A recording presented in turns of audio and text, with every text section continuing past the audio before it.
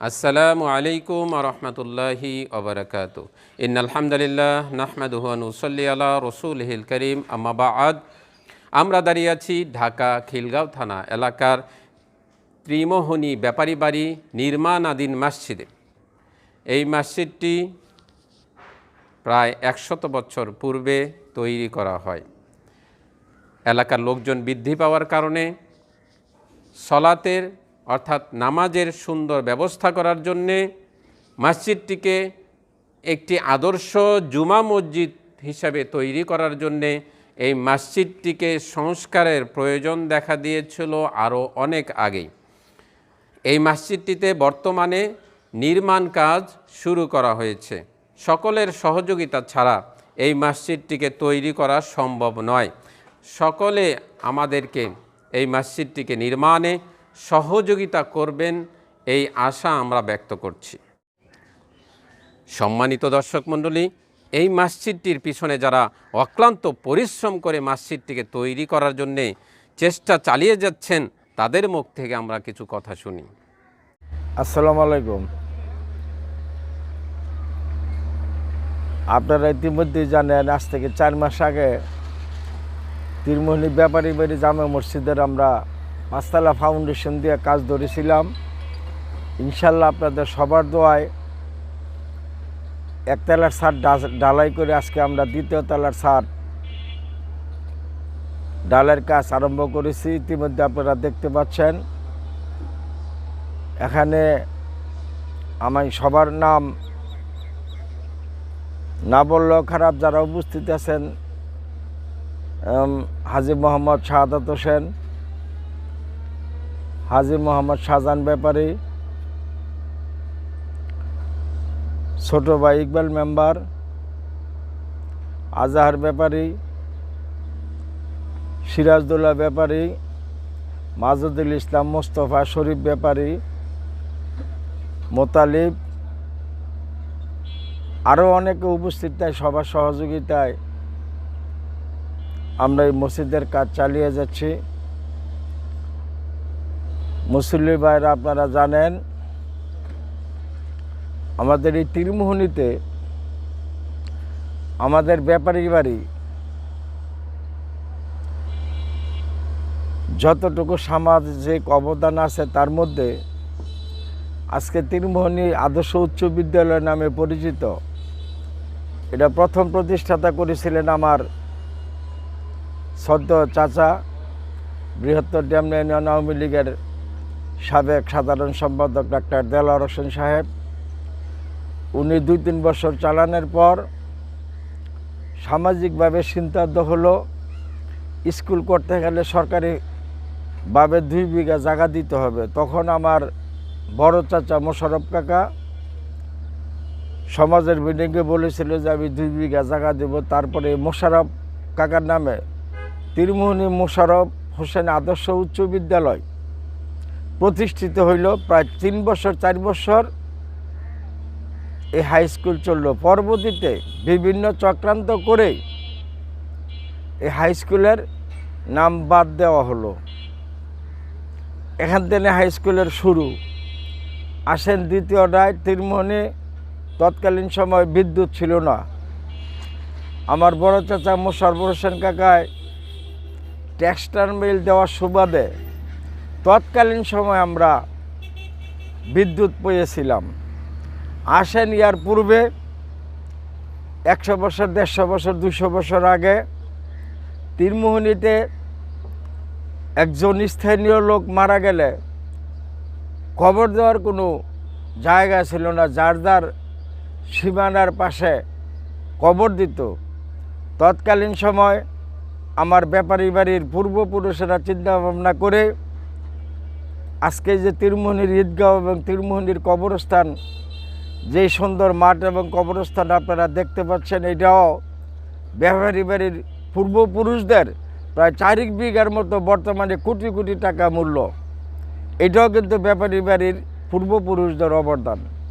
আসেন, আজকে 30 বছর যাবৎ আমরা পুরা ত্রিমোহনী সমাজবাসী পানি ব্যবহার করতেছি।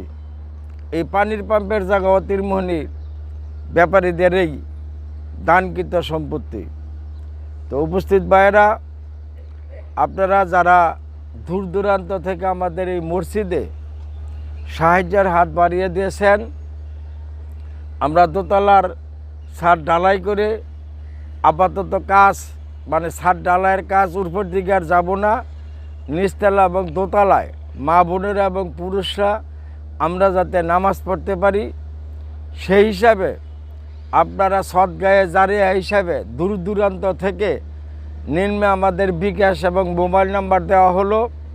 আপনারা যে যতটুকু পারেন ইনশাল্লাহ আল্লাহর ঘরকে আমরা পরিপূর্ণ করে মুসলমান ভাইয়েরা নামাজ পড়তে পারি সেই হিসাবে আপনাদেরকে আমি অনুরোধ করব, আপনারা যে যেখান থেকেই পারেন যতটুকু পারেন যার যতটুকু সামর্থ্য আছে তাই দিয়ে আপনারা আমাদের এই মসজিদ যাতে সম্পূর্ণরূপে সমাধা করতে পারি আপনাদের কাছে আমার এই অনুরোধ।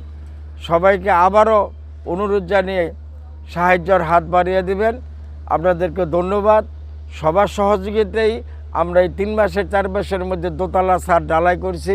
যদি আপনারা সবাই সহযোগিতা না করতেন তাহলে আমাদের এই মসজিদ করা সম্ভব হতো না। তাই আপনারা সবাই আরেকটা বার আমাদেরকে সাহায্য করবেন যাতে আমরা মসজিদটির পূর্ণাঙ্গ রূপ ধারণ করে আমরা নামাজ আদায় করতে পারি। সবাইকে ধন্যবাদ। আসসালামু আলাইকুম। মসজিদের কাজে সহযোগিতার কি ফজিলত আছে সেই সম্পর্কে জানাবেন অত্র মসজিদের খতিব। সম্মানিত মুসল্লিন একরাম, দেশ বিদেশে যারা রয়েছেন প্রত্যেককে জানানো যাচ্ছে যে এই মসজিদ ঐতিহ্যবাহী ব্যাপারী বাড়ির মসজিদ। দীর্ঘ 100 বছর ধরে এই মসজিদটা এভাবেই টিন সেট আকারে ছিল। বিগত 3 বছর আগে এই মসজিদ টিন সেট অবস্থায় জামে মসজিদে পরিণত করা হয় এবং এই দীর্ঘ 100 বছর ধরে 100 বছর যাবৎ এই মসজিদ এভাবেই ছিল। 3 বছর যাবৎ এই মসজিদে টিনের মসজিদে জমা চলে। ব্যাপারী বাড়ির সকল মুরব্বীদের আদেশ ক্রমে এবং যুবক ভাইদের উদ্যোগে আজকের এই মসজিদের কিছুদিন পূর্বে দোতলার ছাদ ঢালাই হয়েছে আর আজকে এই মসজিদের ফ্লোর ছাদ ঢালাই হয়েছে। সম্মানিত মুসল্লিন একরাম, এই মসজিদের কাজ করতে যে লক্ষ লক্ষ টাকা চলে গিয়েছে এবং সামনে কাজ এখনও বাকি রয়েছে আর লক্ষ লক্ষ টাকার প্রয়োজন। তাই আপনাদের সকলের কাছে আমার আকুল আবেদন এটাই যে আপনারা দেশে বিদেশে যারা এই মসজিদ দেখছেন বা এই মসজিদের কাজ দেখছেন, এই মসজিদের কাজ সম্পন্ন করার জন্য আপনাদের সকলের কাছে আমরা আশাবাদী যে দিকটা পারেন আপনারা আপনাদের অর্থ দিয়ে সাহায্য সহযোগিতা করবেন ইনশাআল্লাহ। সম্মানিত উপস্থিতি, আল্লাহ রাব্বুল আলামিন বলছেন তার পবিত্র কালামুল্লাহ শরীফে, তিনি বলছেন যে তোমাদের দান তোমরা দিনে এবং রাত্রে দান করো, প্রকাশ্যে এবং গোপনে দান করো, তোমাদের দান কখনো বিফলে যাবে না। অর্থাৎ আল্লাহ তাআলা এমনও বলেছেন যে এই পৃথিবীতে তোমরা যা কিছুই তোমাদের জন্য আগে পাঠাবে অবশ্যই তোমাদের প্রতিদান আমি আল্লাহ তাআলা তোমাদেরকে নিজ হাতে দেব। অতএব আমরা যে সমস্ত দিনী ভাইয়েরা এই মসজিদের মধ্যে সিমেন্ট দিয়ে সাহায্য সহযোগিতা করেছি, রড দিয়ে সাহায্য করেছি, ইট দিয়ে সাহায্য করেছি, টাকা পয়সা দিয়ে সাহায্য করেছি, আমরা অবশ্যই এর প্রতিদান আমরা পেতেই থাকব। শুধু আজ একদিন নয়, এই মসজিদ যতদিন পর্যন্ত টিকে থাকবে ততদিন পর্যন্ত এই মসজিদের শুরু থেকে নিয়ে শেষ পর্যন্ত যতগুলো মুসল্লি যতদিন সালাত আদায় করবে প্রত্যেক সালাতের বিনিময়ে 50% সব যে সমস্ত লোকেরা দান করেছেন অবশ্যই তারা পাবেন ইনশাআল্লাহ, আশা করি। তাহলে আপনাদের দান বিফলে যাবে না। রাসূল করিম সাল্লাল্লাহু আলাইহি ওয়াসাল্লাম বলছেন, মাম বানা লিল্লাহি মাসজিদান বানাল্লাহু বাইতান ফিল জান্নাহ, যে ব্যক্তি দুনিয়াতে আল্লাহ তাআলার জন্য একটা মসজিদ বানাবে, ঘর বানাবে, আল্লাহ রাব্বুল আলামিন তার জন্য জান্নাতের মধ্যে একটি ঘর নির্মাণ করবেন। সুবহানাল্লাহ। তাহলে আমরা সকলেই আশাবাদী, সকলের কাছে এই আশাবাদী আমি যে যারা প্রবাসীতে আছেন, যারা দেশে আছেন, যারা ধনাঢ্যবান, যারা গরিব, সকলের কাছে আমি আশাবাদী আপনারা জোরালোভাবে এই মসজিদের মধ্যে আপনাদের অর্থ দান করবেন। আশা করি এর সব কিয়ামতের মাঠে পাবেন অবশ্যই।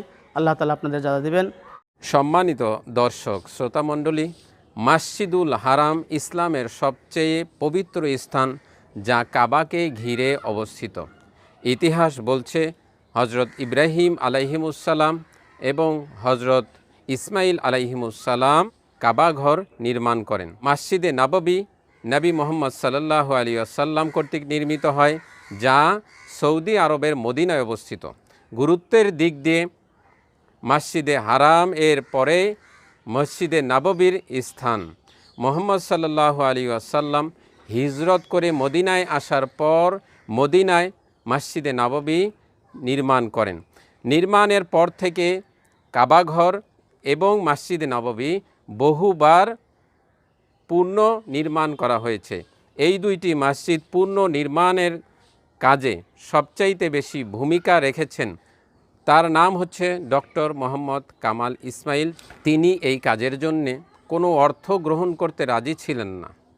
তাকে লক্ষ লক্ষ টাকার চেক দেওয়া হয়েছে, এই লক্ষ লক্ষ টাকার চেক তিনি ফিরিয়ে দিয়েছেন। তিনি বলেছেন, এই দুইটি পবিত্র মসজিদে কাজ করে আমি অর্থ গ্রহণ করব, তাহলে আমি কিয়ামতের মাঠে আল্লাহর কাছে কিভাবে আমার এই মুখ দেখাবো।